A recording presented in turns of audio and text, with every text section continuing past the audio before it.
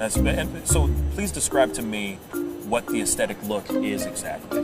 Well, like this guy here. Yeah. So we'll go ahead and bring Oh wow, you really have to come in here? like this guy. Is this No, is this really happening? You met the other guy behind you, bro. Like I don't know what you're talking about.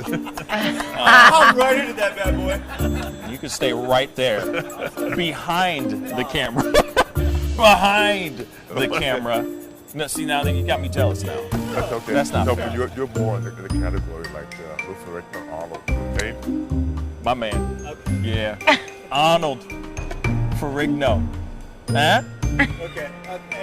Aesthetic.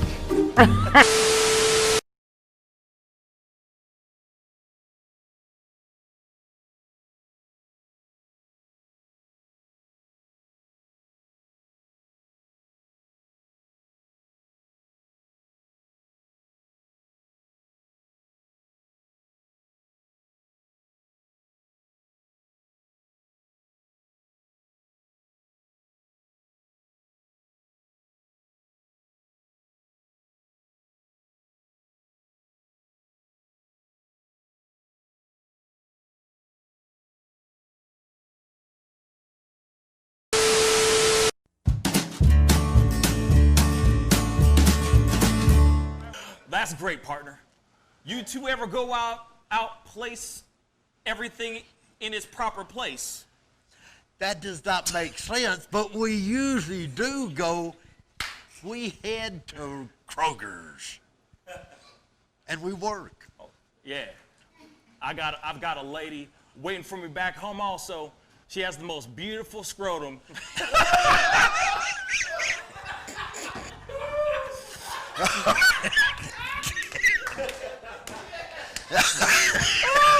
Oh, God. And when she sings, she sounds just like a puppy dog.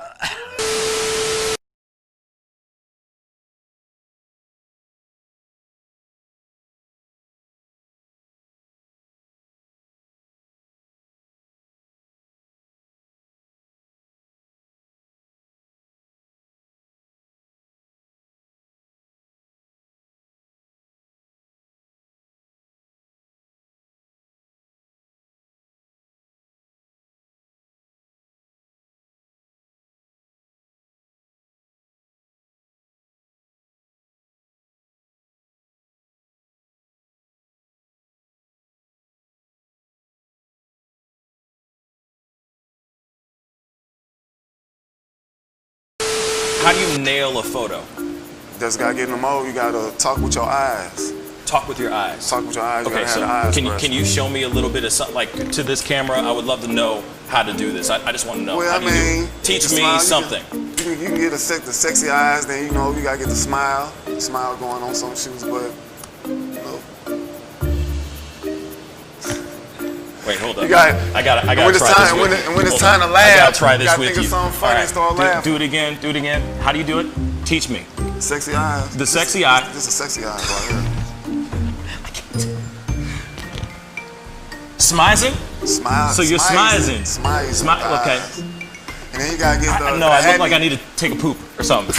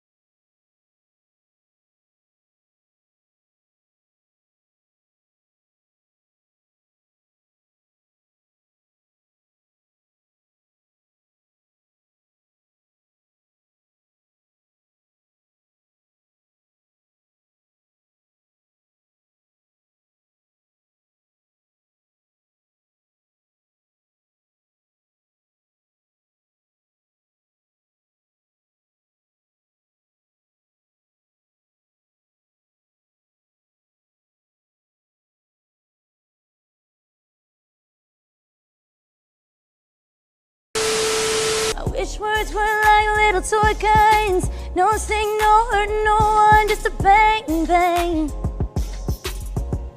Right? Is that it? Yeah, it's something like that. Just a bang, Toy bang, guns. rolling off your tongue. Toy guns. It's no smoke, no Bang, bang. bullets. Water guns. All right.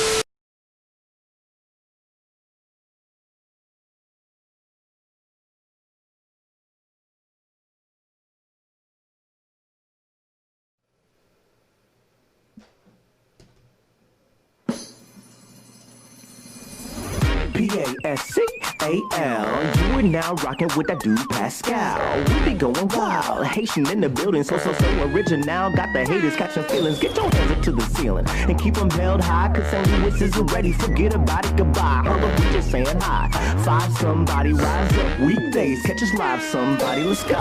Good morning, everybody, and welcome to the Pascal Show. Good morning.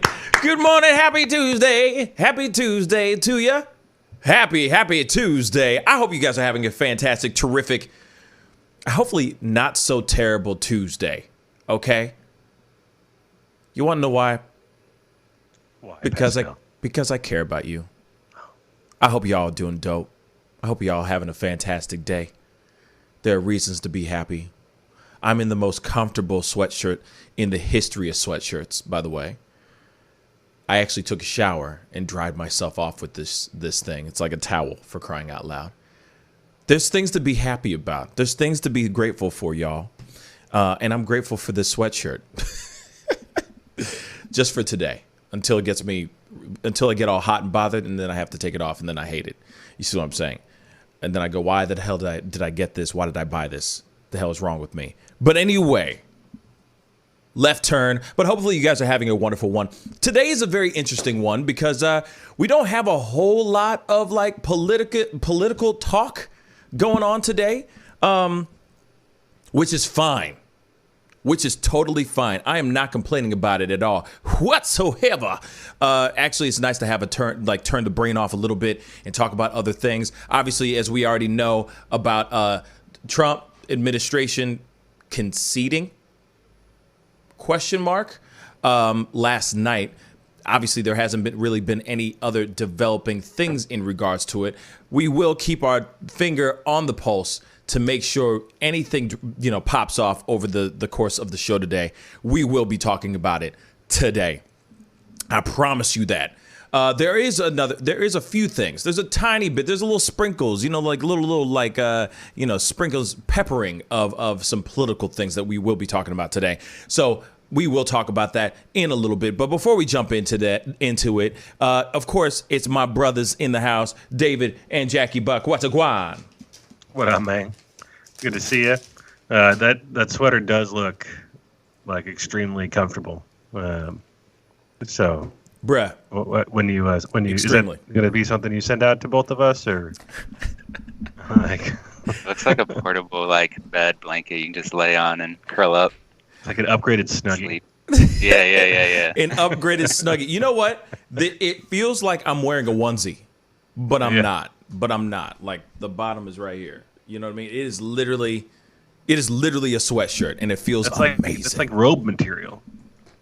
Yeah. It's like robe material. Yeah, like I said, I took a shower and I dried myself off with this, and then I wore it. You see what I'm saying? And it's dry, bruh. It ain't damp. It's dry. You know what I'm saying? Working up to that dress by starting off with your half robe. Stepping process. Oh yeah, hell yeah. You know what I'm saying? I'm trying to get my Hugh Hefner going on. Now, where are my Playboy bunnies at though? And my pipe. You know what I'm saying? Where's my pipe and my Playboy bunnies at? And my Playboy mansion and my Playboy money. That's what I want to know. Just asking. Just put it out in the ether. Yeah. It'll happen. Yes, just throw it out there. You can have a grotto. Exactly. Just throw it out there. But David, how you feeling, man? How's Colorado treating you? I'm good, man. It's a little bit of a cold day, rainy, but I'm glad Monday's over. Tuesday's always a little better, more energetic to start off with. It's a little bit better, right?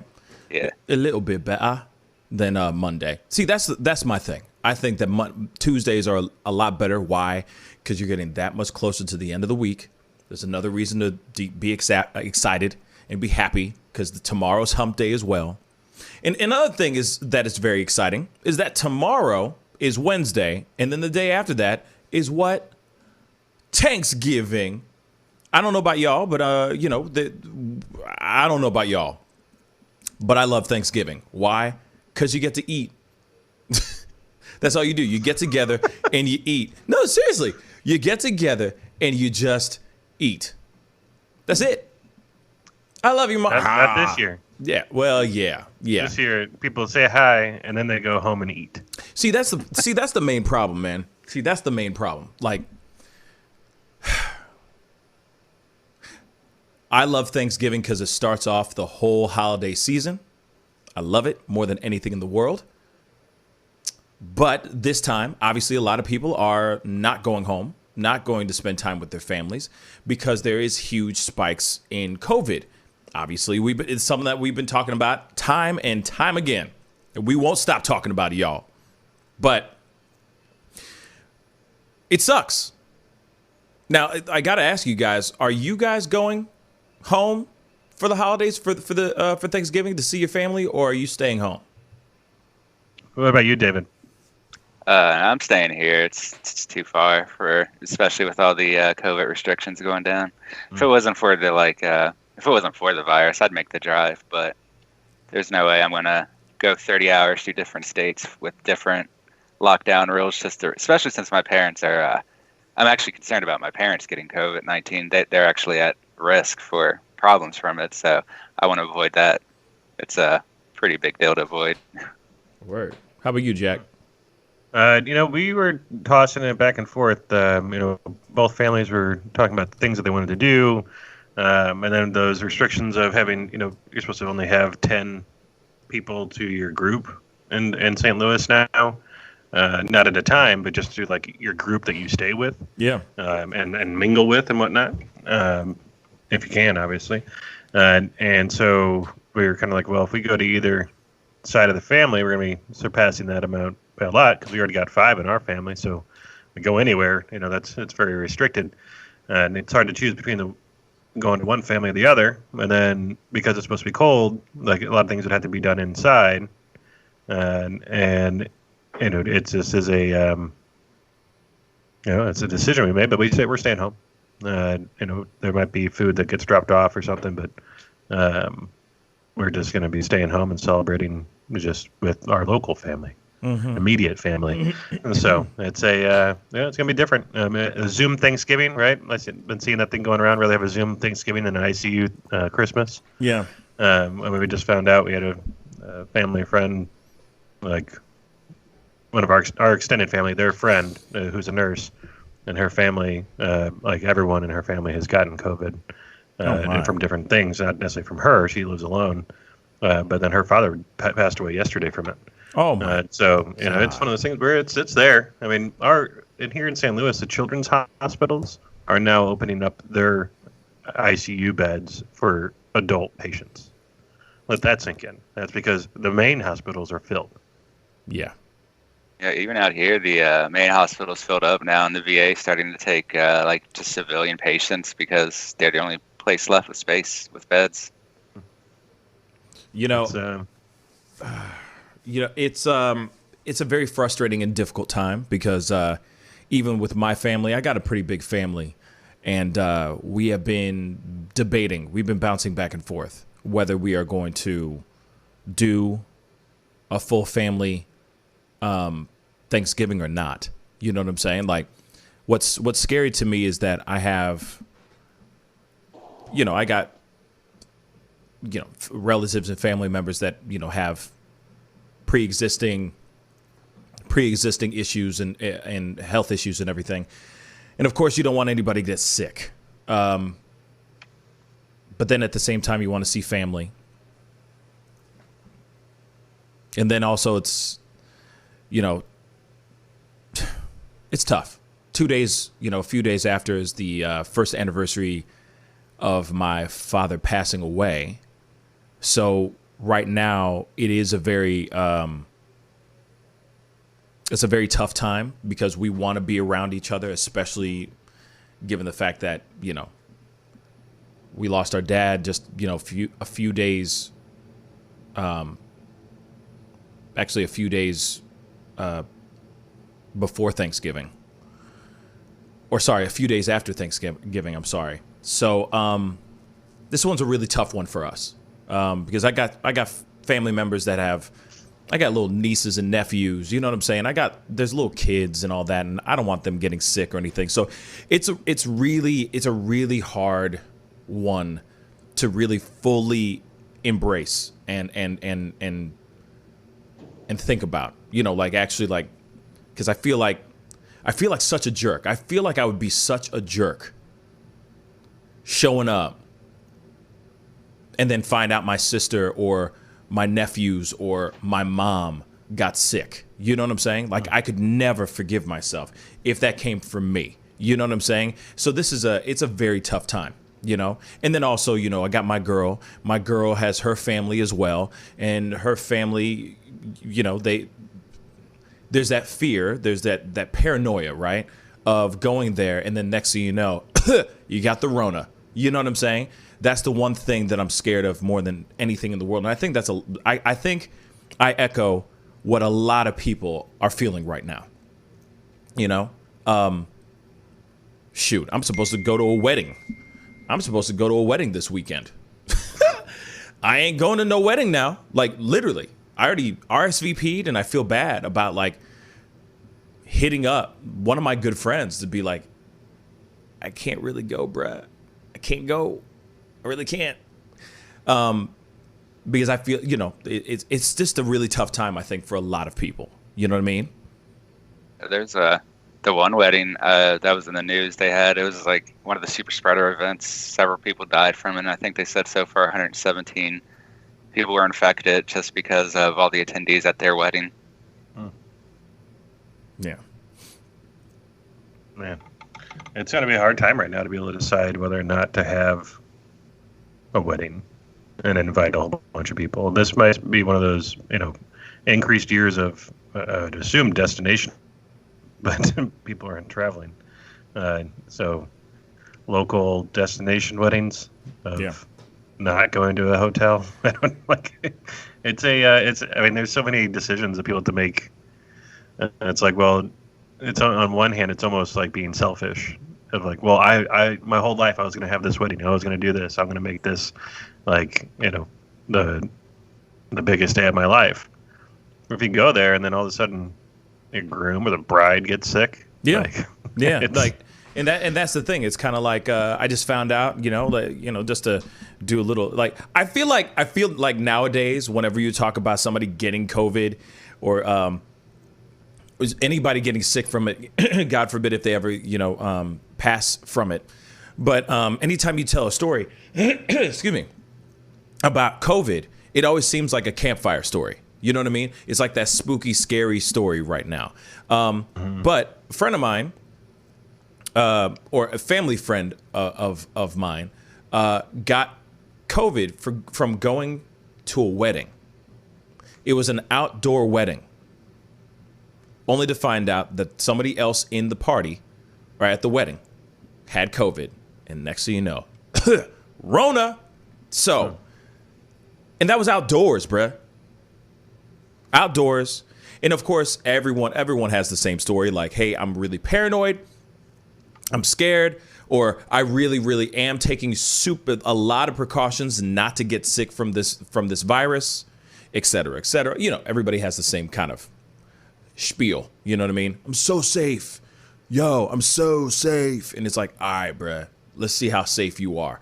Next thing you know, Rona. They go to a party, Rona. I just read from one of Tamron Hall's producers.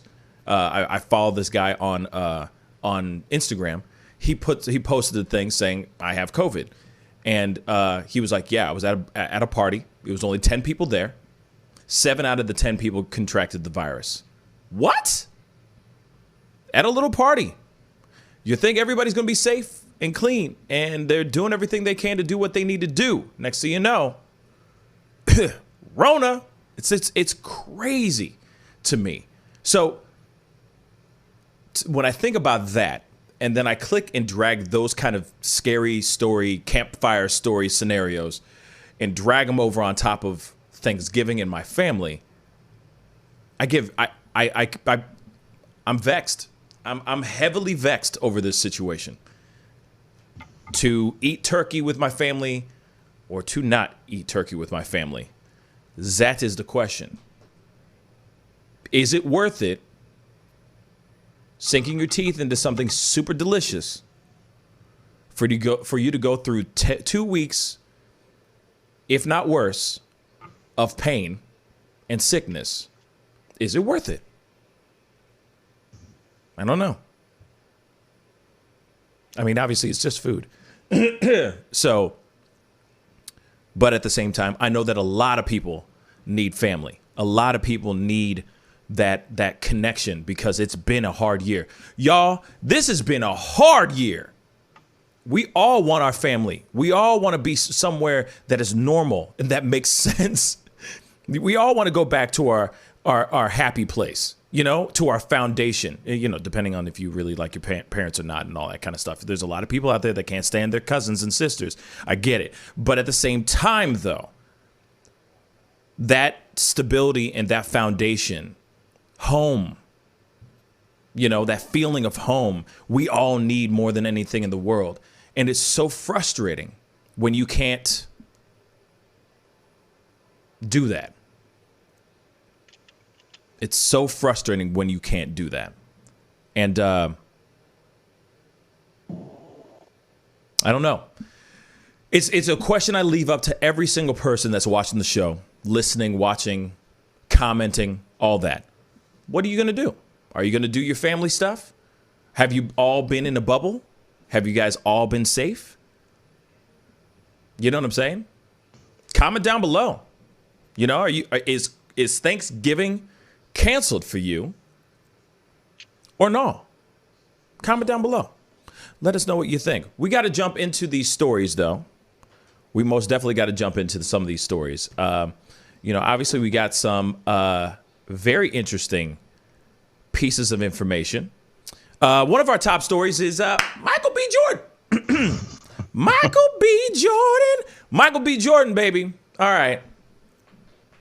He is the sexiest man alive, according to People magazine. I don't see it. I really don't see it. No, personally, I don't like see jealousy. it. No, that's not. Shut up, David. David, shut your fuck. Shut your face.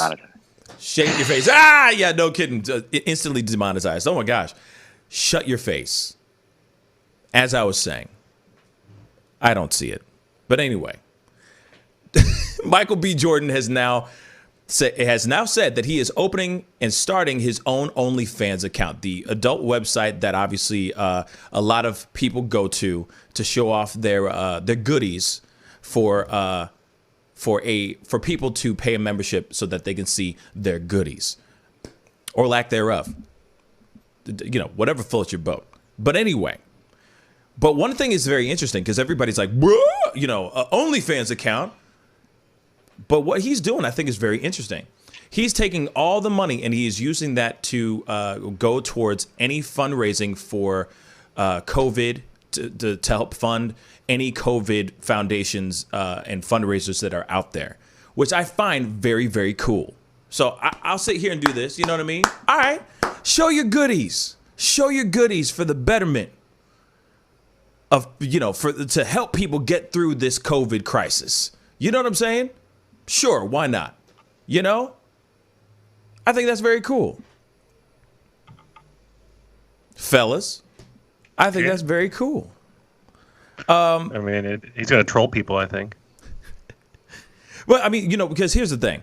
He could easily do that. Like, he could easily it could just be a whole bunch of headshots the entire time. Literally, it could be. Hey. Why headshots? I don't mean like that, but...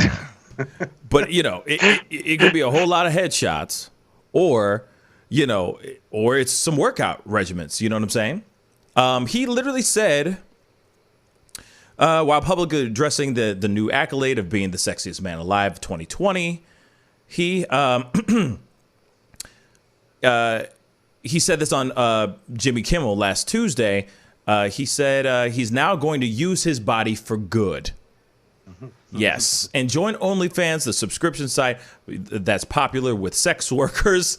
I love how they say sex workers who publish explicit adult-only content. But for his purposes, he plans on using the platform to help raise funds for some noble and charitable causes like businesses and schools ravaged by the COVID-19 pandemic. So there you go. You know, I think that's dope. I think he's going to use, I mean, as long as here it is, though. No offense. I mean, obviously, there's a lot of people who want to see a little something, right? A lot of people love themselves some Killmonger. But at the same time, I do like that he's spinning it and trying to do something positive with it. But I feel like he could do something less scandalous, like going to an OnlyFans and saying, hey, if you want to see, you know, below the waist, you know what I'm saying? Or you want to see some, let's see, what's the word? Highly suggestive photos. How about very implied photos? Come here and spend a whole bunch of money, a monthly subscription, so that I could raise money for the kids, because it's for the kids. That's the only thing I find weird. He could easily just get together and do a fundraiser thing. I mean, there's so many other ways he could use his mind and body for good, and it has nothing to do with showing it on an OnlyFans account. I know that there's a lot of people that will buy that account.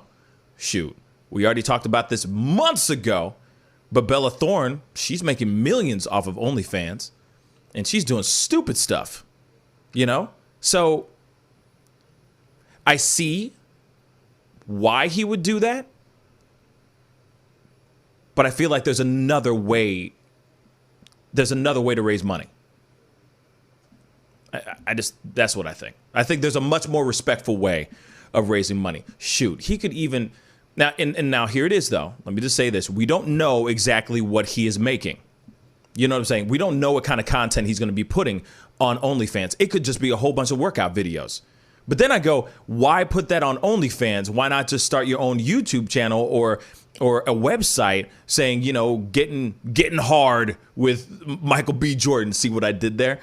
Getting hard with Killmonger. You know what I'm saying? And it's just like, all right, this is what I do. I take a whole bunch of HGH and a whole bunch of steroids and a whole bunch of protein, and I do a bunch of push-ups and sit-ups, and this is why I look like Killmonger. Buy this workout. You know what I mean? And that's it. All proceeds go to these charitable foundations, et cetera, et cetera, et cetera. You know what I mean? Why OnlyFans?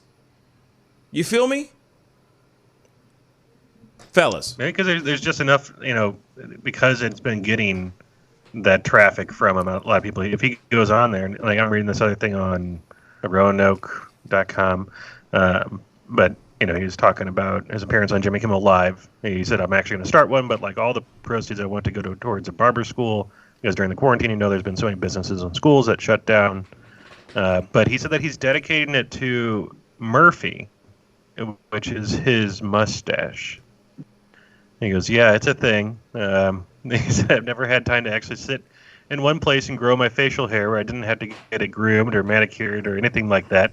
So during quarantine, I just wanted to see how much hair I could actually grow. He said it's a cool feeling. You know, everybody's always made that joke like, Mike, this is the one thing you're probably not going to get, but it's a good club to be a part of, referring to the Sexiest Man Alive club. Mm-hmm. So, but he thinks that his mustache deserved an OnlyFans account. That's why he did it. So his mustache. Yeah. Yeah. So now it could be mustache rides with Michael B. Jordan. That's right. There you go. OnlyFans account. Skadoosh. Well, yeah. I guess he'll just be posing his mustache the whole time. Exactly. Yeah. It's going to just be headshots of his new mustache. Every caption will just be Splash 2020. Splash. That's it. I'm done. Maybe he'll go for some of those like 80s like super hairy males with the huge mustache pinup style things. Oh yeah. Oh yeah. Oh yeah. Oh, yeah. This is the stupidest thing I've ever heard. Anyway, for him to do something like that, nobody's going to buy into something like that. I'll just say that. I'll just say that. And like I said, there's so many other options he could go down.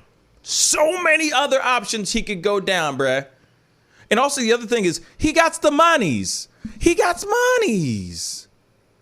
He could fund like 15 fundraisers easily by his damn self.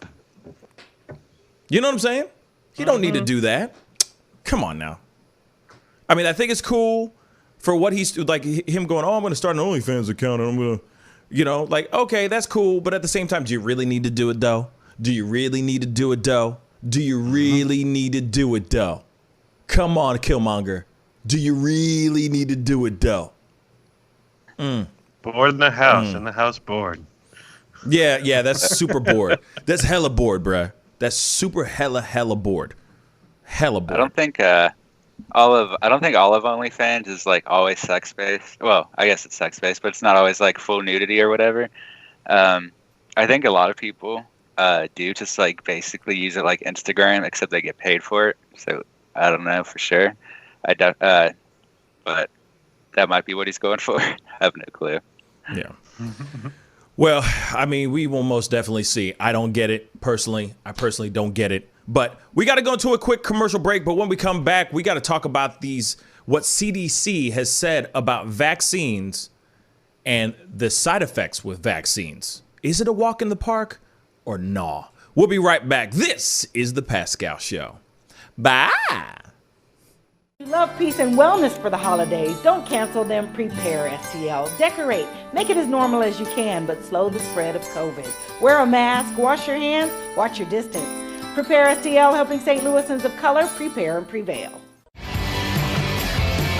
But you see how he makes these S's in his body right here? That's where he's hanging on, and then he's moving forward with the locomotion of his ribs. That is classic Missouri rat snake right there. I mean, so I'm gonna go ahead and grab him before he gets into a hole. Now, these snakes are not biters. They won't bite as long as you don't squeeze them. If you just stop them like this, it'll freeze them, and then you just gently pull them back. As long as you don't squeeze them, they won't bite. Yo, Mike, what's up, man? Guy? Good to see you, man. Yeah, so Sugar Fire. Yeah. Fully open, right? Yeah, we're pretty much open. So you can't sit inside yet. Monday you can sit inside a little bit. We'll have 25% of the tables inside, and then we're letting it rip outside. So I know that there's a lot of people really concerned about staying safe and all that. No, so what are you guys doing in regards to that? Well, we have extra people to clean and rub everything down all the time. Everybody inside's wearing masks. And we have little stickers on the ground so everyone can stay 6 feet apart. Right on. The tables are all spaced out, inside and outside. Sugar Fire, open in full effect right now. They're staying healthy, they're staying clean. Go get you a rack of ribs. Sugar Fire, open right now. Thanks.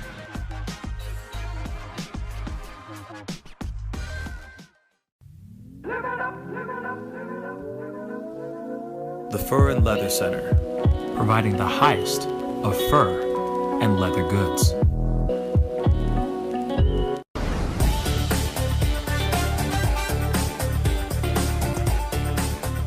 You're going to perform tonight? I can't make this interview.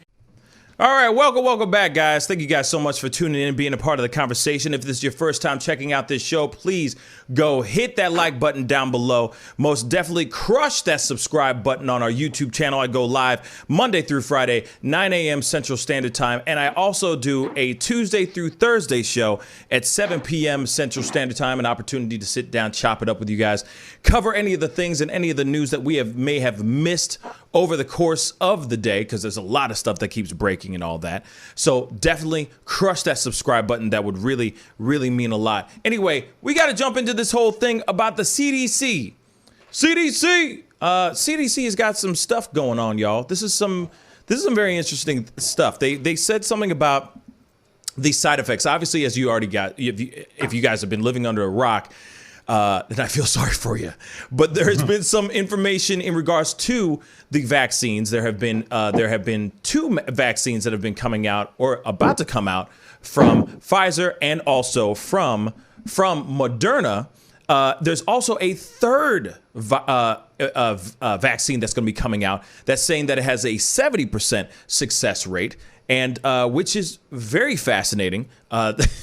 It's a very fascinating one, which apparently it says it's not as high maintenance as the Pfizer one, because Pfizer's one is very, very temperamental. Let's just say that if it's not taken care of in below degree kind of temperatures. But anyway, the CDC has just talked about and had a response in regards to these vaccines and their side effects. David has the story. What's a guan, bruh?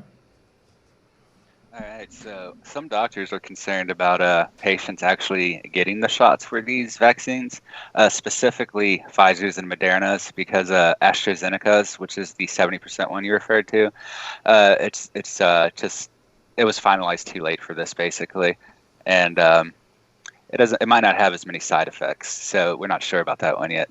So specifically, it's the Pfizer and the Moderna one that doctors are concerned about, saying that the CDC really needs to make patients aware that this is not going to be a walk in the park, said by Freihofer of the Advisory Committee on Immunization Practices.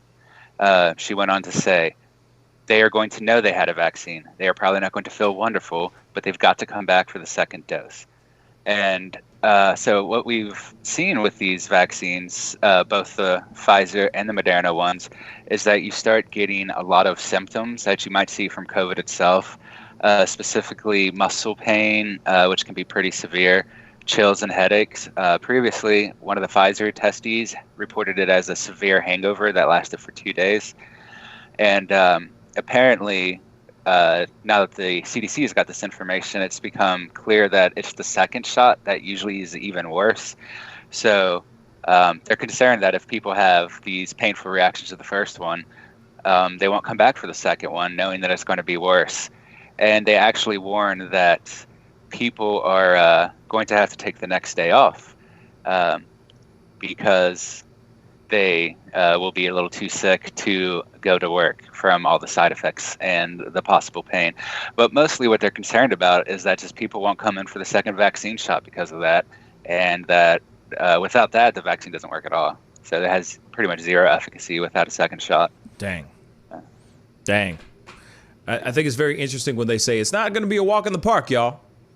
You're going to have to take it, but it ain't going to be a walk in the park. Yeah. That's what's going on with these vaccines, y'all. Like, and don't get me wrong, I've seen movies like this. It sounds weird, but I've seen movies like this where they go, oh, she's taking the vaccine to fight off the virus, but it's gonna be touch and go. You know, now that she has the antidote in her system, 2 days later she's fine, everything's okay. But she went through 2 days of hell. You know what I'm saying? In that movie, it's like, is she going to survive? Is she going to survive? Oh, my God. And she survives. But it's still 2 days of absolute excruciating pain and suffering. You know what I'm saying? Now, I don't know anything. I'm just talking about movies that I've seen. I don't know what it's like. I don't know what these side effects are going to be like. But from the way they speak about it, it sounds like you gotta call in to work. That's what it sounds like. It doesn't sound like you could just take it and just stroll in and just be like, hey, yeah, I just got the vaccine. It's fine. I'm good. Back to work. You know what I'm saying? Nope. You're calling in and going, I don't feel so good. I'm not gonna make it into work today. In fact, take me off for the next 2 days because I feel like trash. Jack. Yeah, I mean, it's gonna be one of those things where I don't think they expected that as a side effect to make people stop getting the rest of the vaccine. Like, it's scary to think about. It's like, well, hey, I got this stuff. It's going to make you feel great long term. But again, what is long term, right? We don't know that. Right. So is it a monthly? You have to come back every 2 weeks forever. Like, but people don't like being in pain. There's a large percentage of the population that hates going and getting shots just in general, because this is administered by a shot, right? It's not like a drink or anything like that. So It's they got to go over that fear of just being near a needle. Now you know that what you're getting is going to make you feel horrible. Like, that's a big trouble. And then also, like, I'm reading this thing from Moderna that just came out too, saying that, while the vaccine may help you, from getting sick with COVID-19, but it doesn't necessarily stop you from carrying the virus and being able to still infect other people. Yeah. So, that's something to be mindful of. So just because people go and get it, there's going to be a large group, they're like going to go living their life like normal. And, I'm vaccinated. I'm good. But, there's not the proof there yet that it actually stops the transmission or even reduces it. Like, with science in general would say, sure, but they don't have any proof yet that, like, it's going to help out with the actual transmission of the disease. And that's, I don't know. It's definitely, again, I won't be the first in line. But it doesn't seem like we're going to be the first in line anyway. They're going to try to force it on all the healthcare workers and teachers. First. So, they're going to give it to the front line workers. Take them down. They're going to take them all down. They're going to take the front, like, it commence Project Human Shield. That's literally what they're doing. They're going to try it out on all the doctors and nurses real quick. The people that we really need right now, more than anything in the world, and see how it goes. Let's go with them first. Project Human Body Shield commence. You know what I'm saying? And then all of a sudden it's like, where are all the doctors and nurses? Gone. Because they're all in bed, shivering and in pain because they're going through the side effects of this vaccine. Crazy. That's crazy. It's crazy. But like I said, the question goes out to all y'all. Are you guys gonna take it? Is anybody gonna run up and just be first in line? Be like, move out the way. Me. Put it in my arm. Come on, let's go. You know what I'm saying? You gonna do it? Yeah. Or nah? Me? Hell nah. Hell to the nah. I'm good on that. I am not. I will social distance as long as I can until they go, oh, we just found a new version of the Pfizer vaccine. No side effects whatsoever. 99.9% effective. I'd be like, hey, come on, man. Where do I sign up? Lego. Hopefully by that time, though, everybody's been vaccinated, or enough people have been vaccinated that the virus isn't going out there like wildfire anymore. Mm-hmm. To the point maybe I don't have to take the vaccine.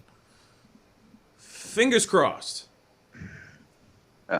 Just saying. Sorry to say. What were you gonna say, David? Fauci did earlier. I think it was like a week or two ago. He talked about how we still, even with the vaccine, are going to have pretty much the same lockdown we're planning without the vaccine. So it's not really going to change the lockdown or how we behave, at least until mid-year, if not later, if even then. So you're right. Both of you were saying how like it still spreads, and that's kind of, I guess, what Fauci's going with, that we have to keep the lockdown even with the vaccine. So the vaccine seems mostly just to be to protect yourself, at least until the population reaches herd immunity, and otherwise we're just going to have to continue. They want us to continue the restrictions that we currently have. And one of the problems with these side effects, in my opinion, is that they're not just appearing in like super old people. It's showing up in people that fairly young, 40s, sometimes 30s, and in the 50s. So you're going to see a lot of healthcare workers, especially like doctors and people that have been in the profession a while, that are going to start having these.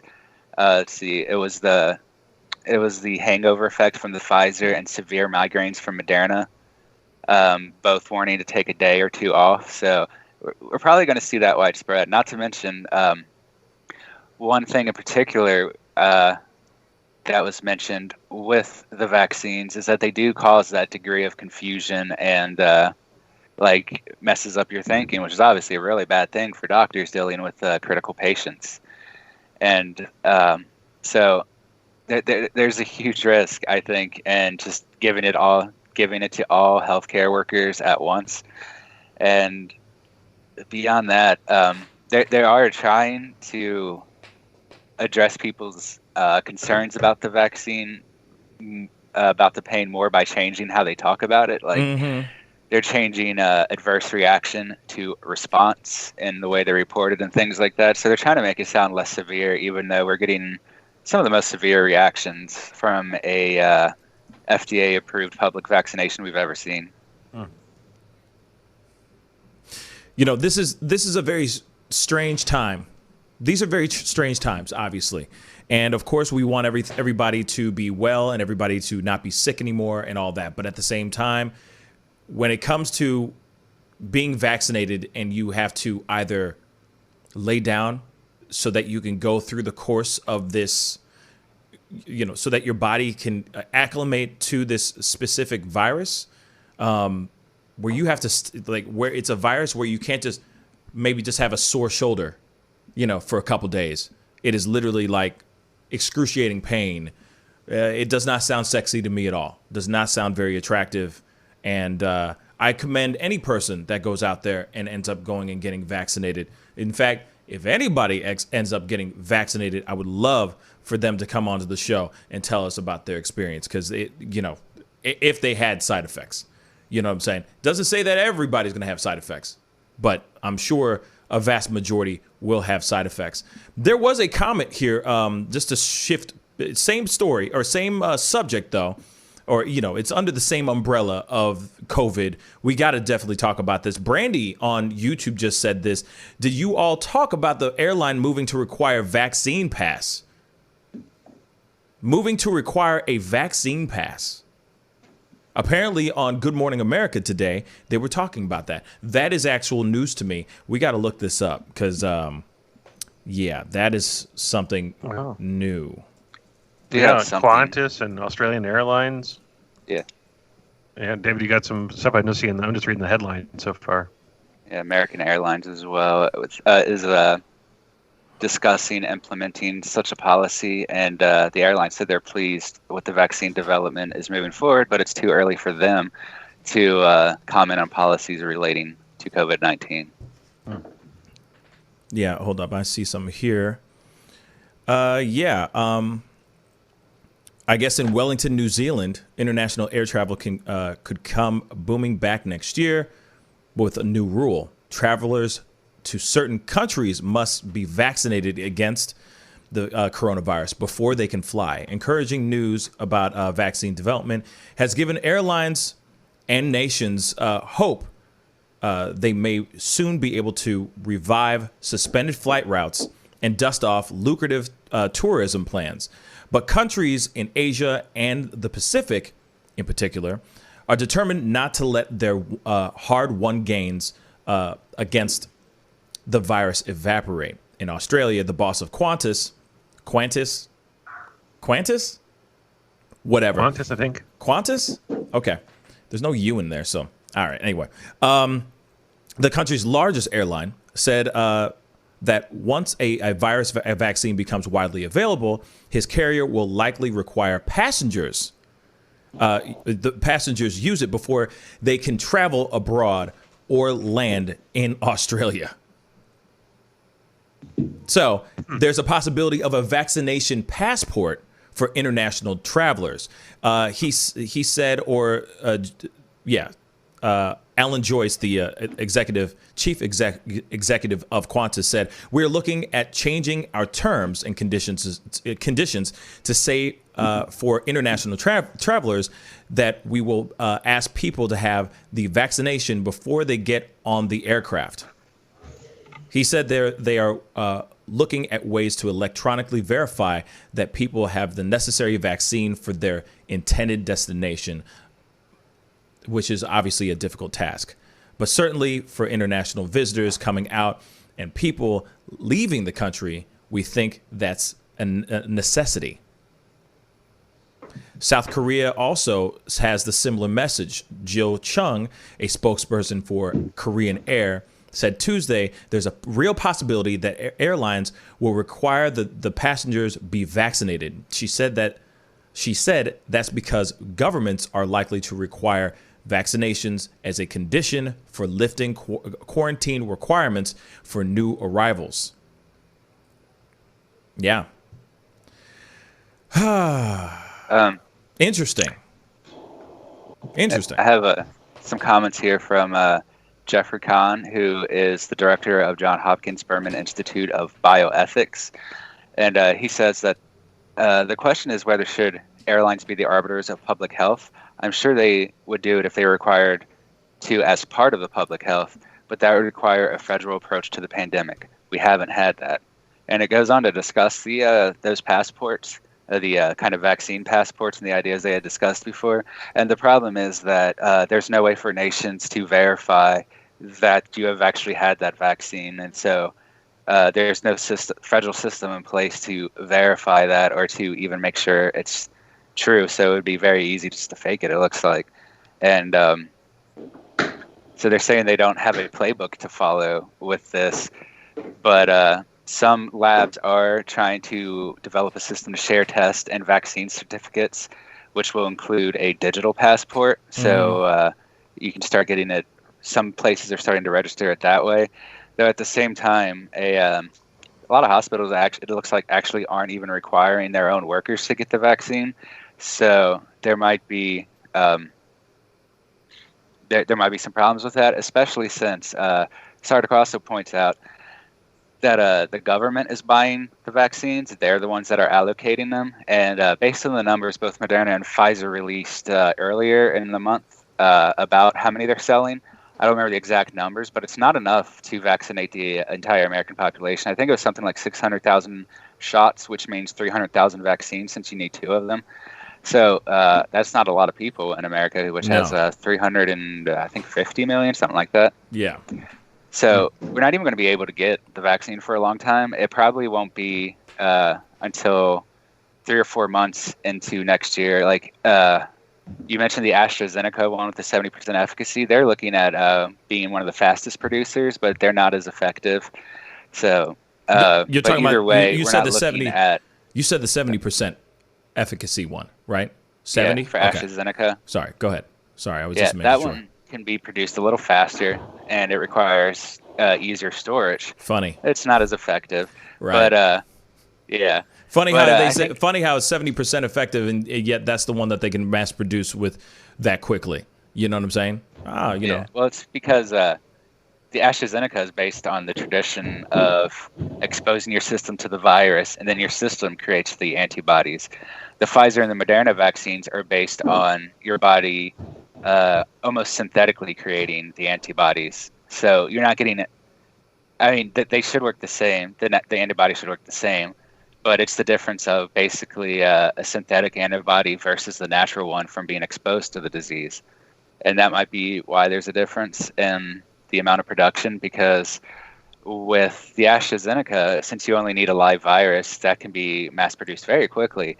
But to reprogram RNA to design and build the vaccine or build the antibodies within your body is a lot more complicated. That's why it takes so long. And I think the numbers we were looking at is maybe around 1 billion vaccines by the 4th month of next year, which that's for the whole world, not just for this country. So that's still only 2 billion people out of 7 billion in the world getting the vaccine, since you need those 2 shots. Right. And that's the thing. It's like, you know, just going back to the this whole part, it's like, okay, yeah, getting as many people vaccinated, sure. But now you got to go and, say that 2 billion people actually get vaccinated. So only those 2 billion people can actually travel or have the freedom to leave the country if they want to, if they get vaccinated or not. I don't know. I find this a little weird.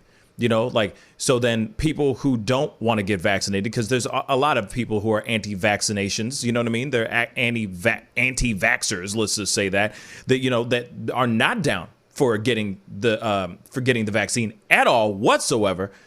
Now they can't go and travel when they want to. They can't leave the country if they want to leave the country.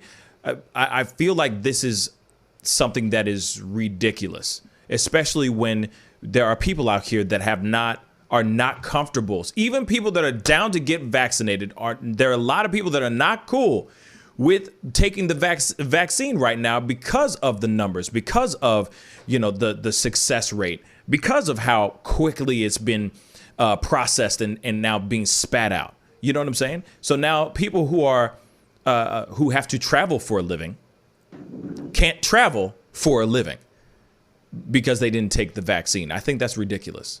You know what I'm saying? I understand not being able to, of course, stopping a spread and all that stuff. I understand that piece. But I feel like, there should be, I think people should be at least allowed to show proof of, like, within the last 3 or 4 days of taking the actual coronavirus test, being able to show at least show a negative test so that you can be on the plane.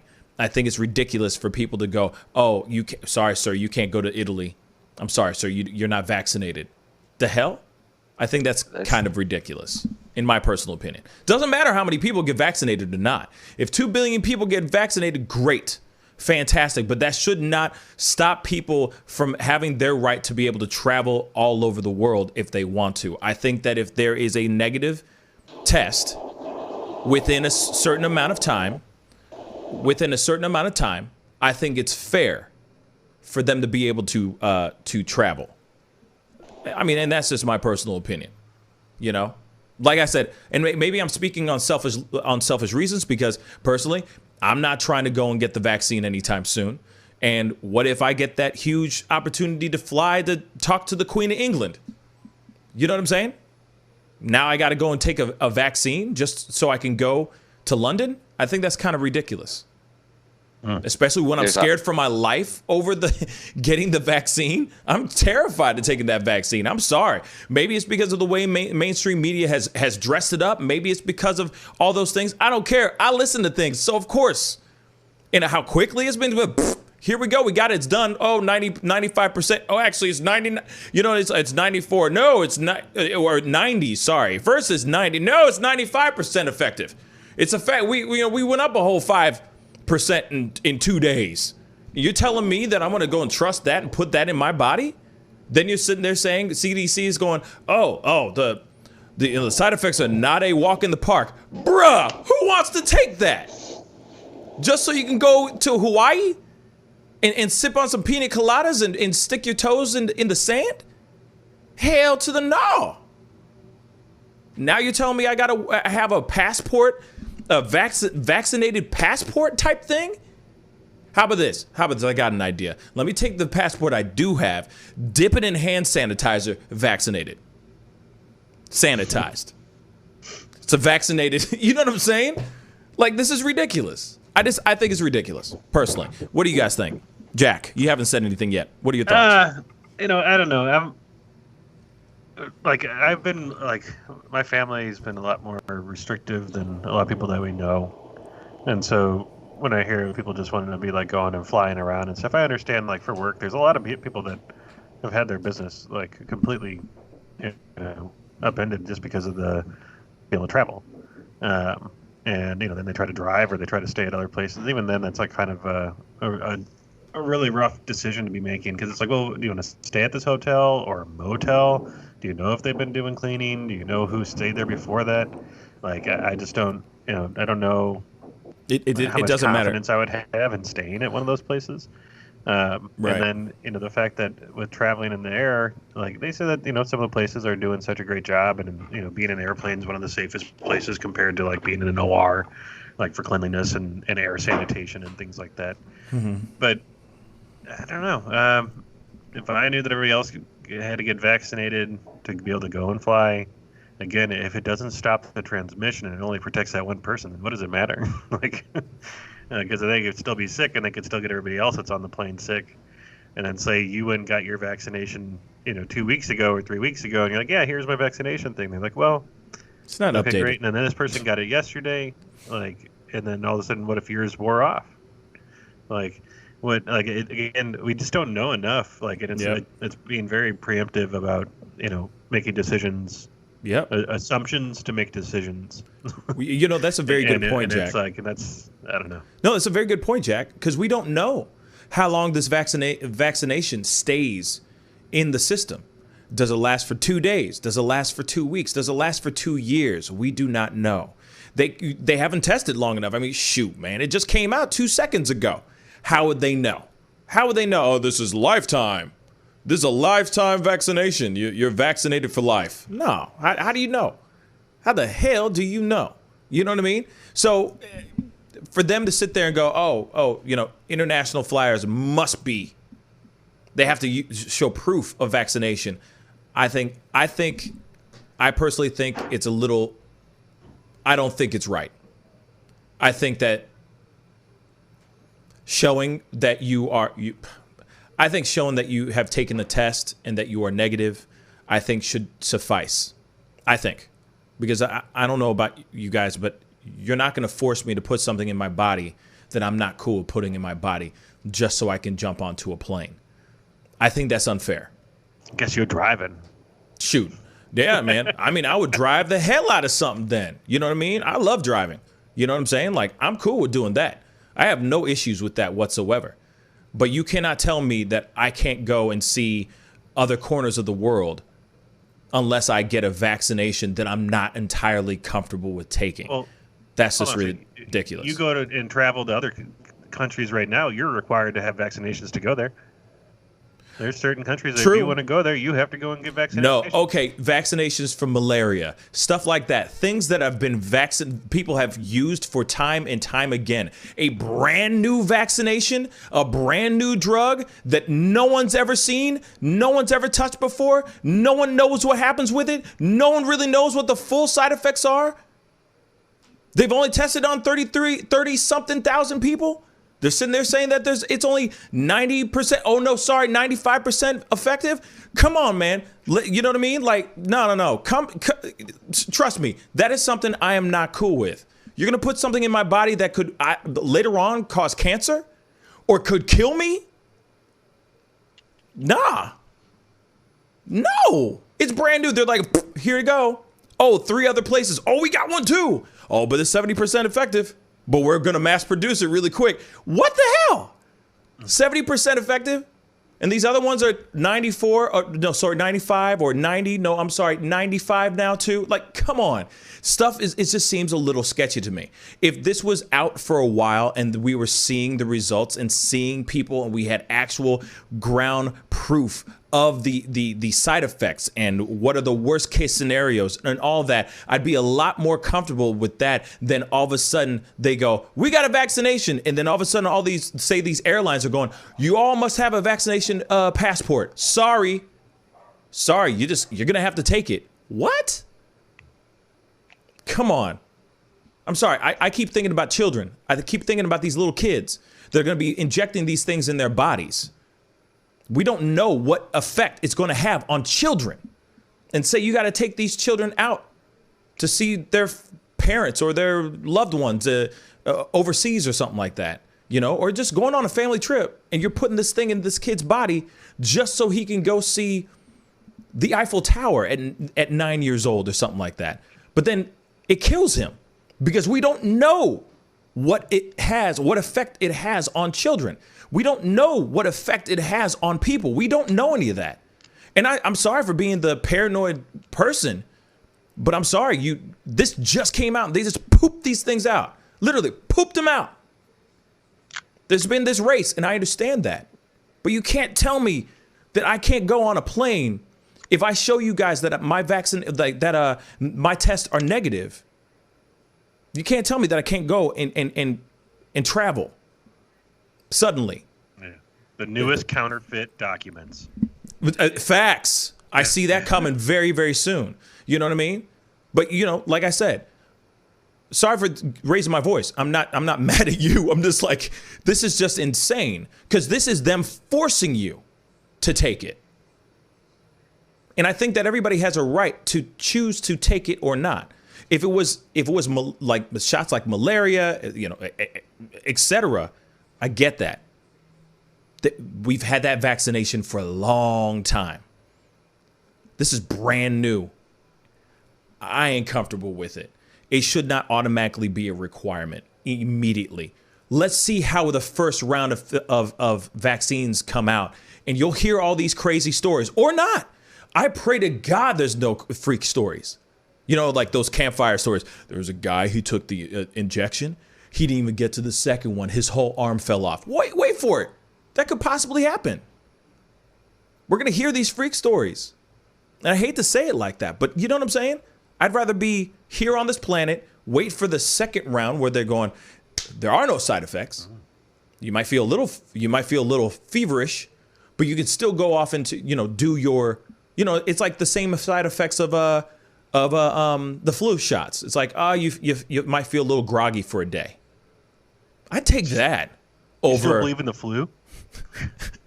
I'd take that over like something crazy of like, oh, it's not going to be a walk in the park. The hell does that mean? It's not going to be a walk in the park. Come on. You mean like a bicycle ride in the park then? I got a little push. I got to sweat a little bit. What does this mean? You're telling me I got to put this in my body if I want to fly to Australia? Bruh. Or anywhere? Because if this happens here, America's going to do the same thing. You're not going to be able to fly from St. Louis to Chicago. They're going to be like, you must show this. It's scary to me, man. It's scary. So, like I said, I wish they could just go, hey, you must have proof of negative coronavirus results for you to get onto within the past few days. It's got to be within an allotted amount of days. It can't be like last month type stuff. It's got to be within the last week or something like that you can get on this plane so you can keep rocking and rolling and living your life. That's what I think. Starting to implement vaccines now, trying to force a vaccine passport, I feel like that's a little unfair, personally. But anyway, we got to jump into a quick commercial break because we are way past our time. We got to go into a quick commercial break, and when we come back, there's some more stuff. Some cool news about Trevor Noah hosting the Grammys. I'm excited about this one. We'll be right back. This is The Pascal Show. Bye. Make it as normal as you can, but slow the spread of COVID. Wear a mask, wash your hands, watch your distance. Prepare STL, helping St. Louisans of color prepare and prevail.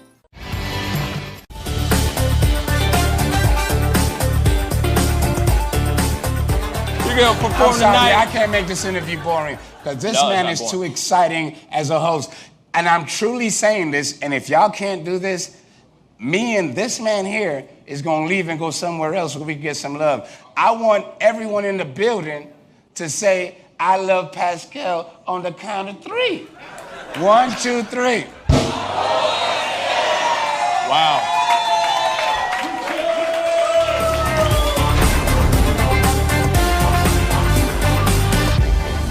Homeowners and property managers, if you're looking for effective and humane ways to remove wild animals and deal with the damage that they have caused, we have good news for you. Introducing Wildlife Command Center. We are the only wildlife company that checks 70 different areas on a structure to determine the answers to the following questions. For more information, call us now.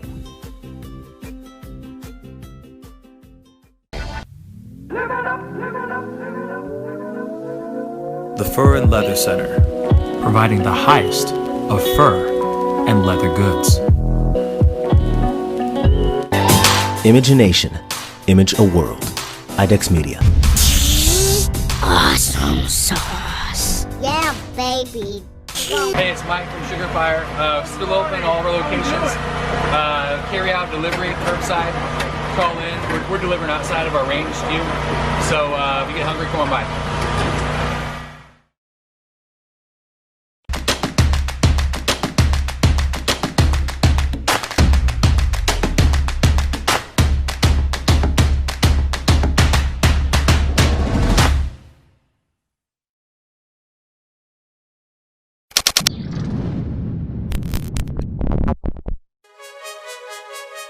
On an all-new episode of The Pascal Show, join me as I travel to Pittsburgh, Pennsylvania, and hang out with the champ, Roy Jones Jr., as he comes out of retirement and prepares to step back into the ring to go toe-to-toe with Iron Mike Tyson. Be sure to tune in and check out this exclusive interview. How you feeling about this fight, man? On Monday, 9 a.m. Central Standard Time, only on The Pascal Show. Pascal, you would are now rocking with that dude Pascal. Homeowners and property managers, if you're looking for effective and humane ways to remove wild animals and deal with the damage that they have caused, we have good news for you. Introducing Wildlife Command Center, a professional nuisance wildlife management company specializing in providing animal removal for residential, industrial, and commercial clients. We are the only wildlife company that checks 70 different areas on a structure to determine the answers to the following questions. Exactly which animal are we dealing with? How is the animal getting inside the home? What kind of damage is the animal doing to the structure? Once we get the answers to all of these questions, we develop and write up an action plan to resolve the animal issue completely and provide a quote to implement that action plan. We perform a very in-depth 70-point wildlife inspection. From visually inspecting the highest point, the chimney, to physically crawling inside the attic space and looking for animals, chewed wires, fecal matter, chewed structural wood. We inspect everything. Our inspection process covers all of the following 70 points: animal-proof chimney cap, roof ridge vents, roof to soffit junctions, dormer fascia, attic gable vents, gutter lines, fascia trim, garage door, utility penetrations, water, gas, electric, and cable, bathroom vents, attic roof ridge vents, attic electrical, wiring, junctions, boxes, and lighting, concrete decks, additions, wooden crawl spaces, basement plumbing, penetrations, ceiling, floor, and wall. Wildlife Command Center's mission is to deliver the finest quality wildlife removal and pest control service that is safe for the environment. For more information, call us now.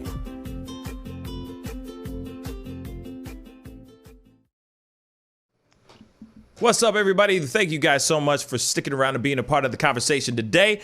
Like I always say, if this is your first time checking out this show, please go hit that like button down below and most definitely crush that subscribe button. I do this show Monday through Friday, 9 a.m. Central Standard Time, and I also do a Tuesday through Thursday night show at 7 p.m. Central Standard Time, where we get to have a whole lot of fun and talk about all fun, gooey stuff. Not really. We just recap things that happened during the day. Nothing crazy.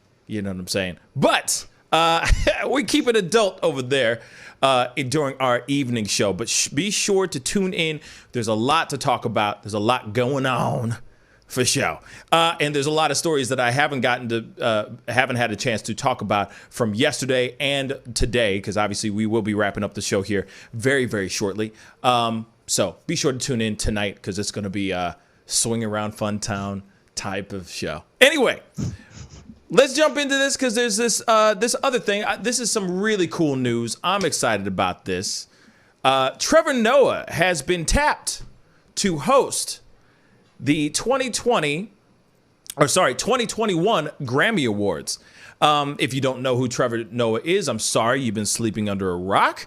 But he is the host of The Daily Show on Comedy Central. He is a comedian host extraordinaire. A very talented guy. You know what I'm saying? If you haven't read his book, Born a Crime, most definitely go read it. It is a great book. It's a page turner. Loved it. Read it a couple years ago. Thought it was really, really great. So moving on. I'm very excited about this because, like I said, you know, he's a 36-year-old. He also has won Emmys as well, and he was nominated for Best Comedy Album, Son of Patricia, but he also lost that to Dave Chappelle, because Dave Chappelle obviously had quite a year last year. But given the fact that he's jumping in to host, this is a huge thing for him. I'm really excited for him. I can only see in the very near future him hosting the Oscars. I could definitely see that happening very, very soon. And I'm super hyped for him. I like Trevor Noah. There's a lot of people who don't like Trevor Noah, but I think he's a pretty funny guy, you know, very smart guy. And I'm excited for him, you know? So congratulations. Yay. Yay, Trevor Noah. You got the claps or you got the snaps. I'm sorry, from claps and the snaps. The claps and the snaps. You got the snaps from Jack over here. But yes, I'm a big fan of Trevor Noah, and so huge congratulations to you, dude. It's been cool to see your career take off over the past couple years, and keep doing the thing, man. You know what I'm saying? Keep pushing the culture too, my brother. Anyway. We got to jump into this thing. We got to jump into this next story. This is some interesting stuff. This broke last night, or yesterday, actually. Rudy Giuliani. That's just how I'm going to start it. Rudy Giuliani. Oh, Rudy Giuliani. Hair dye to his crazy, well, it happened at the same time, his crazy press briefing that he had alongside with Sidney Powell. It looks like they're trying to disbar him. Yeah. Jack's got the story. Speak on it, bruh. So, Bill Pascal Jr., who's Congressman Pascal. Parcell. Parcell. What's that? Parcell. I think it's Parcell. Parcell? Hold on. Pascrell. Pascal. Sorry. Yeah. Pascal. So, it almost sounds like my name. Jersey. It almost sounds like my name, but okay. Yeah. Go on. So, and he just said, this was yesterday. No, this was on the 20th, actually. So he goes, I've just filed legal complaints with the Arizona, Michigan, Nevada, New York, and Pennsylvania bars against Rudy Giuliani and 22 other lawyers seeking their disbarments for filing frivolous lawsuits and trying to help Trump steal the election and dismantle democracy. His thing read that we live together in extraordinary and increasingly dangerous national circumstances. At present, our sitting president has refused to accept the outcome of our national election and is attacking the integrity of our electoral system to keep himself in power. The pattern of behavior by these individuals to effectuate Mr. Trump's sinister arson is a danger not just to our legal system, but is also unprecedented in our national life. And carrying out that perversion, they have clearly violated the rules of professional conduct they swore to uphold and should face the severest sanction your body can METE out revocation of their law licensures. And so he's basically calling them out for filing actual lawsuits without having any merit or type of proof to bring to them. They've all been thrown out. So it's just a waste of the legal system. It's if I were to go and file a lawsuit against you for something that you didn't do and I didn't have any proof, like I'd be considered in like what is it called when you go to court and you basically disrespect the judge in contempt, right? Basically, contempt of court. I'm like, I'm here. I'm trying to sue him for something he didn't do, and I don't have any proof. I'm just wasting your time, and that's what's happened here. So it'd be really interesting to see if Giuliani in the end ends up getting disbarred. I didn't see that left turn coming, but I wasn't even thinking down that path that someone would try to do that. But there's got to be a way that the president would step in there somehow, but I don't think that he can do anything after he's out of office. So there's not much he can do to not let these attorneys, go down for him. And the way that that Trump's been really laying things out is saying that the reason that he's not going to win now is because his attorneys suck at their jobs. Because they just let go of that Sydney lady, Yeah, they most definitely did. And, it's like, I don't know. Here it is, though. They let her go. The Trump administration let her go, but they didn't let him go. Why is that? Because they were both saying the same crazy stuff. They were both saying okay. Let's not say crazy. Let me try to be nice here. Okay. Let me just try to be nice.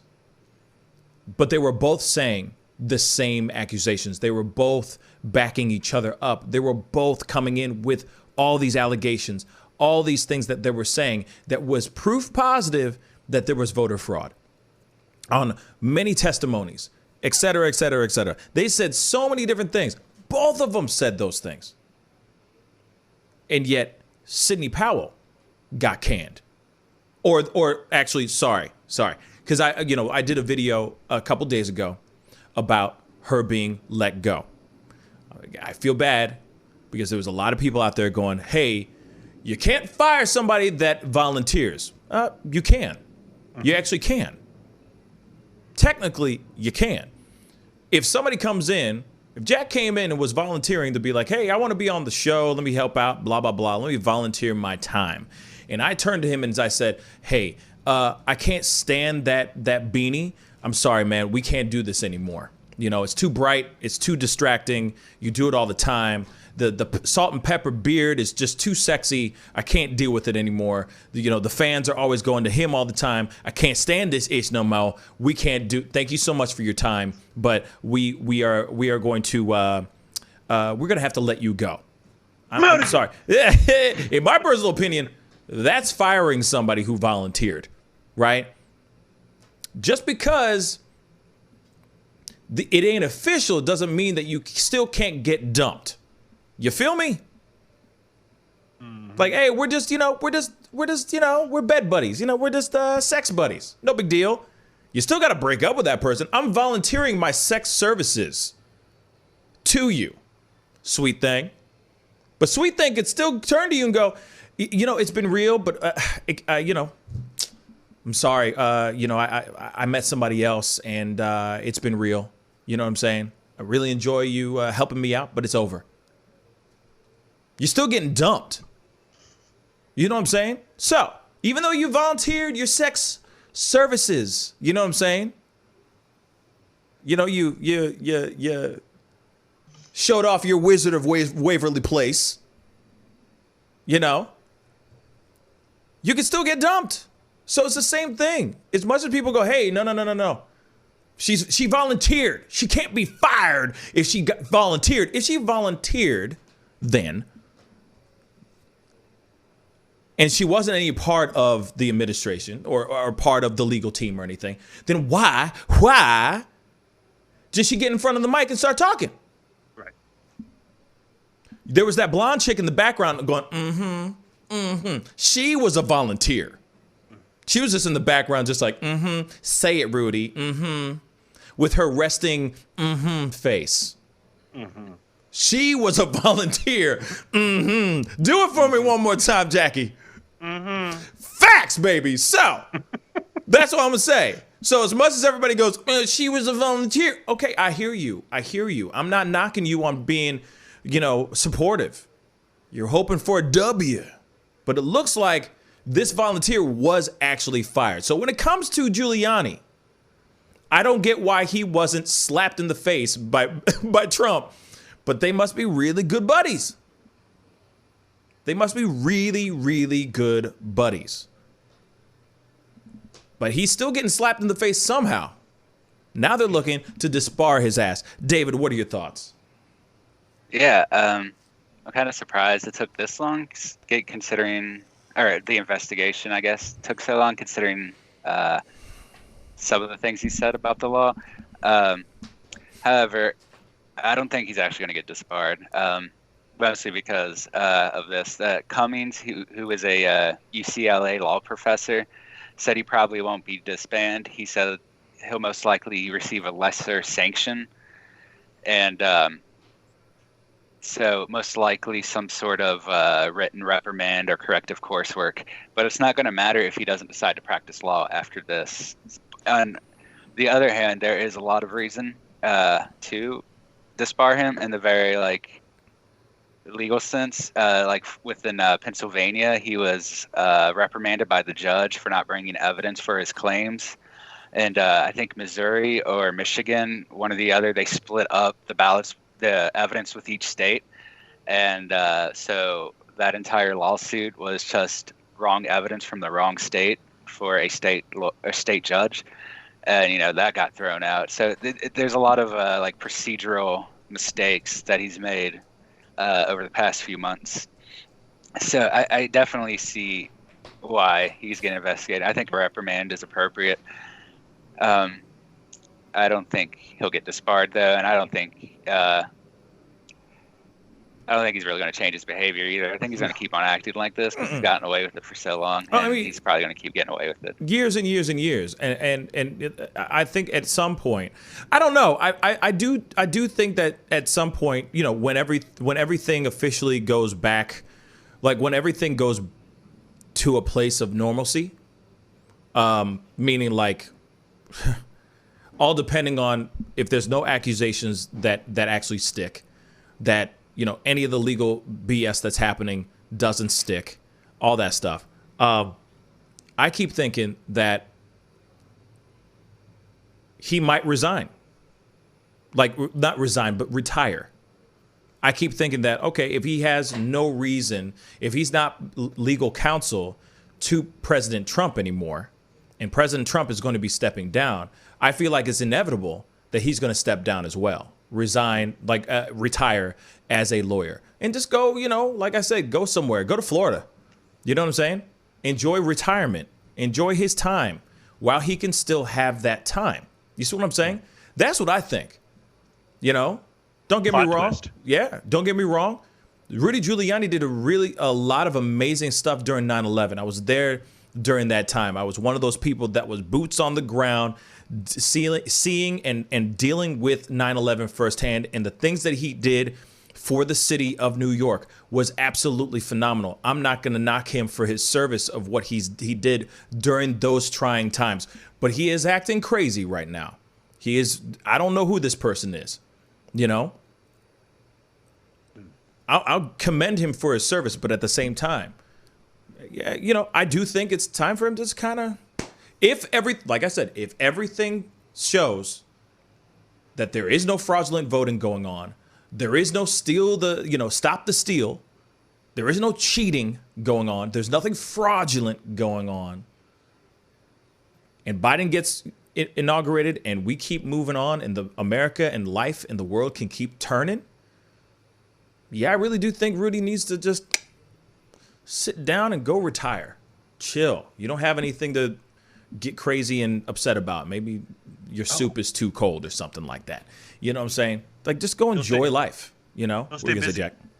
He's going to stay really busy because he's going to be defending Trump and all of the state lawsuits. Right. All of the state lawsuits that keep getting batted down. Seriously. No, against Trump. Against. Like, New York has filed against Trump, and other states are filing against Trump. And then Giuliani's going to be defending Trump. Yeah. He's going to be busy in court for years. There you go. And or Biden has Giuliani flip and provide whatever dirt he has on Trump so that Giuliani can remain, you know, all set. Bang. But I wanted to point out something. Shoot. I went onto Twitter to look to see like what Trump was saying about the Sydney lady. Yeah. But tell us what you found on Twitter. Things. Huh? I said, tell us what you found on Twitter, man. But I know that Donald Trump has lost it. Really? Because now he is sharing and responding to Randy Quaid. The actor? Excuse me? Oh, wait. The actor. I'm sorry. Wait. The UFO, like crazy, like gone off the deep end a long time ago, Randy Quaid. And now Donald Trump is sharing videos that Randy Quaid is making, statements on Twitter that he's making about the election, and responding back to him. Like, there's this crazy video that Randy Quaid made of himself with his face up close with like blinking lights about time to make OAN and Newsmax rich. Fox is dead to me. He shared that. Randy Quaid said, "We've lost confidence in the system that elects our leaders. 79 million Americans believe election was rigged. The results fraudulent. We need an in-person only paper ballot revote, especially in the states where flagrant irregularities have occurred. No accuracy, no democracy." And Donald Trump retweets it and says, "Are you listening, Republicans?" Okay, hold on. You know, for a fact, we need to see this video. Can you please send me this video? Because please, just please, send me this video because I want to see it for myself. See if I can get the whole tweet or something. Let me see here. Oh, share. This is Copy brand link. new. Yeah, this is as of the past 2 hours. So, Yes. so just to let me see here. Keep going. Just to reiterate or just kind of bounce back. Randy Quaid. Hold on. This computer of mine. Can you access the link in the chat for Skype? Yeah, I should be able to. Hold on. I should be able to. Hold on, guys. Okay, I'm gonna let me see this really quick. So here it is. Oh my God. Oh my God. Oh my God. We gotta watch that. Hold on. So Donald Trump was roundly mocked on social media Tuesday morning after he inexplicably began sharing days-old tweets from Randy Quaid, who called for a 2020 election do-over. The one-time Oscar nominee. Sorry, I'm just playing. And now disgraced actor is a fervent Trump supporter who often claims that the president is the best in the history of the office, usually with a strobe light going in his tweets. So days ago, the actor, known for his role as Cousin Eddie in the National Lampoon's Vacation, the one-time Oscar nominee, has recently tweeted, "We've lost confidence in the system that elects our leaders. 79 million Americans believe election was rigged. The results fraudulent. We need an in-person only paper ballot revote, especially in the states where flagrant irregularities have occurred. No occurrency, no democracy." The post was tagged by Twitter with the claim about election fraud is disputed, which linked to factual news stories about Joe Biden's projected victory. So Trump apparently just finding the tweets as he continues to rage against the election he lost to Biden, shared the message with, "Are you listening, Republicans? Are you listening, Republicans?" Very huge, very big, very important people. And tremendous people. So Trump apparently just finding the tweets. Oh, I'm sorry. I just read that again. So Trump shared additional outlandish messages from Quaid, which got the actor trending as numerous Twitter users said they would rather not have Cousin Eddie dictating how U.S. elections work. So, holy God. This is amazing. You guys got to see this. Okay, this is definitely for wait, hold up. I gotta put this up. So this is officially impromptu. What the hell did I just watch? So hide your kids, hide your wife, and hide your husband because they raping everybody out here. What the hell? It's going to be a no for me, dog. Hey, what the hell did I just watch? Yes, y'all. Okay, I don't know. I don't even know what to say about this. You just heard what I just read just a second ago. This is ridiculous. He looks like a demonic Santa Claus, straight up. So we're gonna take a look at this with our own two peepers. Hold on. Oh my God. He went full Mel Gibson. He went beyond Mel Gibson. He went beyond. Hope you get R'd by a bunch of N-words. No, this is beyond. I think this is beyond a whole other stratosphere. Okay, let's check this out. Fox News daytime ratings have completely collapsed. Weekend daytime. What? Even worse. Very sad to watch this happen. What the hell? But they forgot the word. Oh my God. They forgot what made them successful. What the What got them there? They forgot the golden goose. What is going on? The only difference between the 2016 election and 2020 is Fox News. Fox News daytime ratings. Oh, I'm done. Oh, my heart. Oh, my heart. Oh, my heart. Oh my God. Oh my God. Oh my God. That was real? Wow, he must have been tripping on acid. That is some serious LSD type stuff, man. That is some what is that? I know what will change the American public's view. Randy Quaid. Randy Quaid sharing all his tweets. I mean, it's this part that gets me, though. It's this part for me. Forgot the word. That part, baby. Just one more time. Just for one more time for the good time.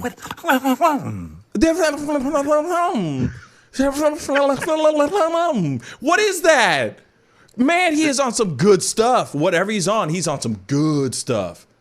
Bruh. That was stupid. Or does he sound like he's trying to be the Joker or something? I don't know what that was. He's trying to do something. He definitely trying to do something. That ain't gangster, Randy. That ain't gangster. You want to know something funny? The fact that I thought him dead. I thought Randy Quaid had died. I didn't think Randy Quaid was still around. I didn't think he was still with us on this planet, bruh. Real talk. Dennis Quaid. No. Dennis Quaid is still alive. Dennis Quaid is still alive, man. He was just in the movie and all that with Megan Good. You know what I'm saying? But I thought Randy Quaid died. Real talk. That's how much you don't know. Like he just kind of dropped off the face of the planet. There you Maybe go. That's why he's so weird. He got better from being dead. He got better. What is this? What was that? And what's funny is that Trump is sharing that. Trump is sharing that, bruh. Jack, Trump is bruh. He's not sharing that. Not only that, like he's responding to him on his other things, like like on. I just don't see Americans rolling over for this election fraud. Do you? And Trump retweets and responds saying no. And then he's like, never underestimate the greatest president this country has ever had. Trump is an astonishing man of the people, fighting for all of us, not big pharma. America first, hashtag KAG, hashtag Trump Pence 2020, hashtag Stop the Steal 2020. And he retweets and replies to him, thank you, Randy, working hard to clean up the stench of the 2020 election hoax. You know, I feel bad. You know who I feel bad for? Dennis Quaid. Because he has to explain it. He has to explain for his brother. You know what I'm saying? Yeah. Somebody wrote on Twitter, they go, I hereby claim that no one other than Dennis Quaid's children are permitted to complain about their crazy uncle this Thanksgiving. No kidding. Oh, that's good. Snap. Oh, snap. That's real. I can't believe that's real. And what's even more crazy to me is that Trump is retweeting that and responding to it going, yes, I know. Yeah, I know. I know.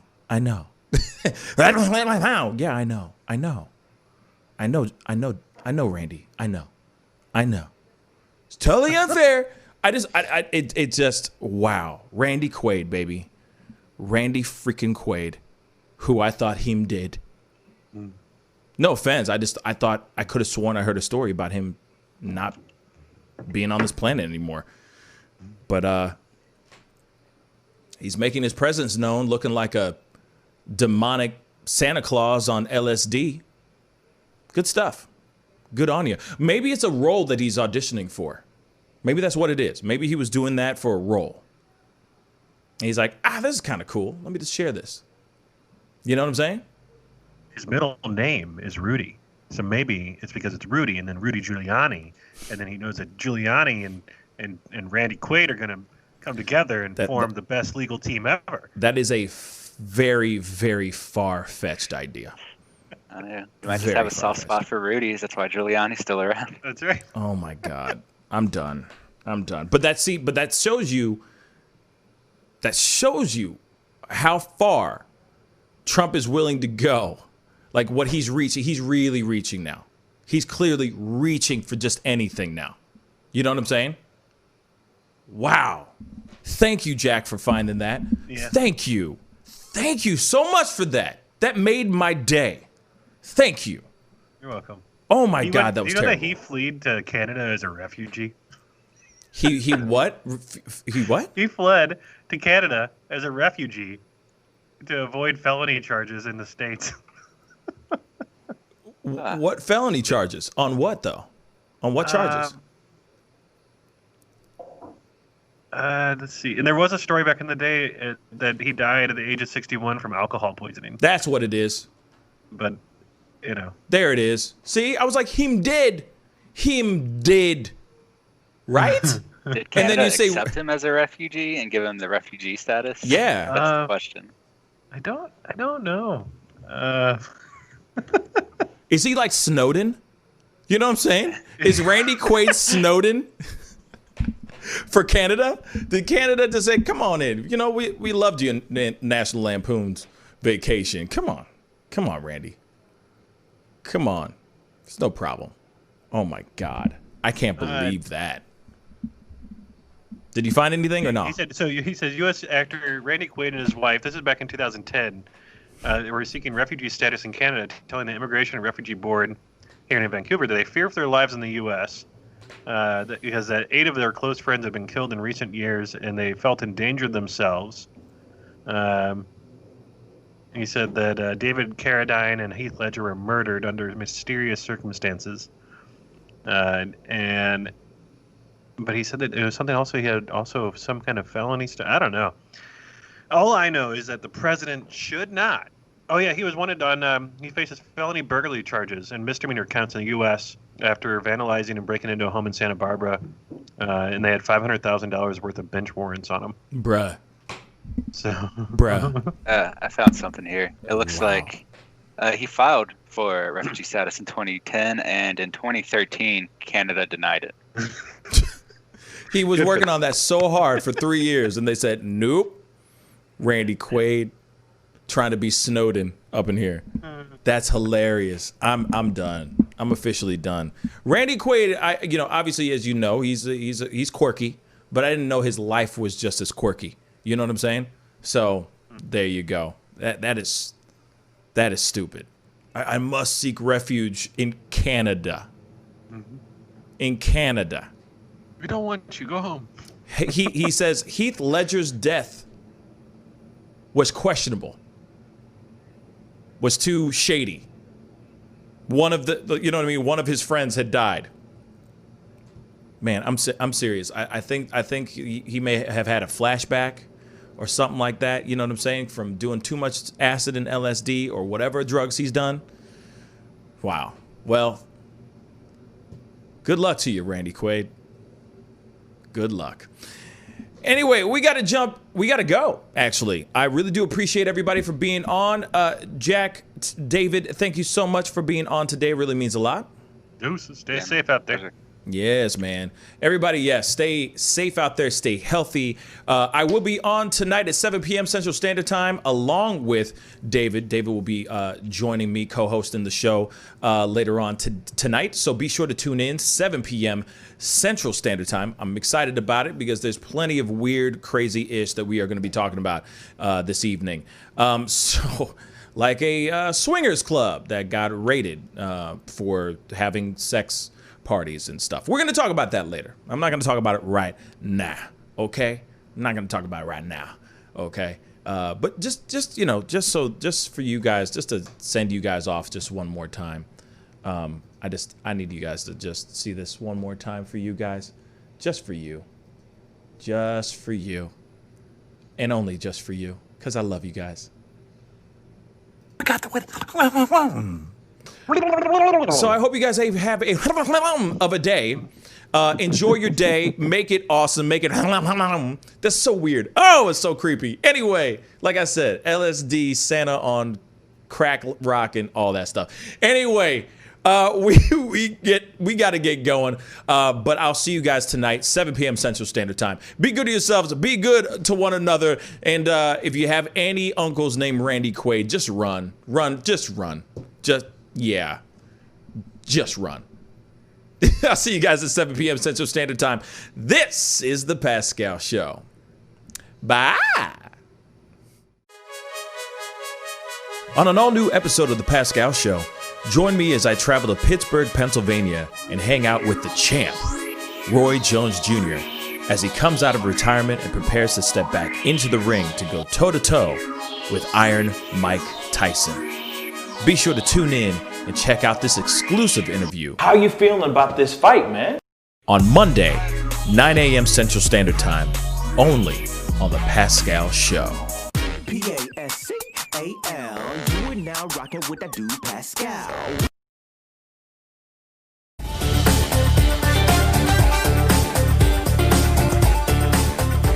I'm sorry, I can't make this interview boring because this man is too exciting as a host. And I'm truly saying this, and if y'all can't do this, me and this man here is going to leave and go somewhere else so we can get some love. I want everyone in the building to say, I love Pascal on the count of 3. 1, 2, 3. Wow.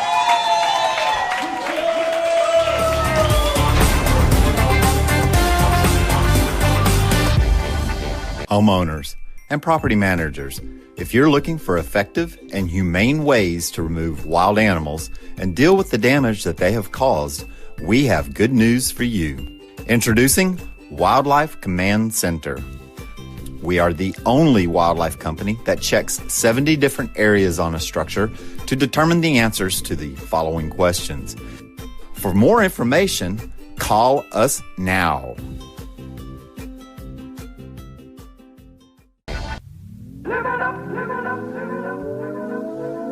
The Fur and Leather Center, providing the highest of fur and leather goods.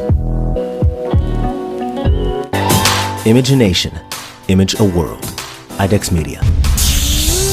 Awesome sauce. Yeah, baby. Hey, it's Mike from Sugar Fire. Still open all of our locations. Carry out, delivery, curbside.